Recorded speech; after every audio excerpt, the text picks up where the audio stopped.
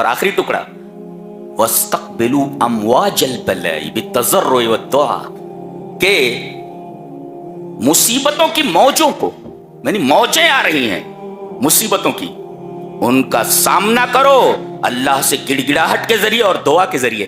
بلائیں آئیں تو فوراً سجدہ ریز ہو جاؤ، اللہ سے گڑ گڑاؤ اور دعا کرو کہ اللہ ان مصیبتوں کو دور کر دے.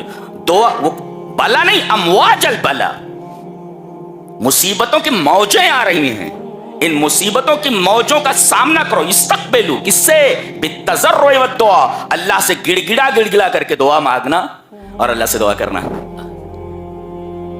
تو اس پر کوئی عمل ہی نہیں کرتا ہے. کتنی پیاری حدیث ہے. مصیبت آئے سجدے میں گر جاؤ، اللہ سے دعا کرو، گڑ گڑاؤ. بیمار ہو تو صدقہ دو، مال کو بچانا ہو تو زکوٰۃ نکالو. ہماری کوئی کل سیدھی ہے؟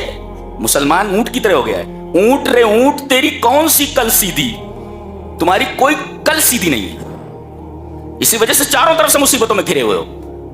تم نے قرآن کو چھوڑ رکھا ہے، تم نے حدیثوں کو چھوڑ رکھا ہے، اور کہتے ہو کہ ہم سکون سے رہیں. سوال ہی پیدا نہیں ہوتا.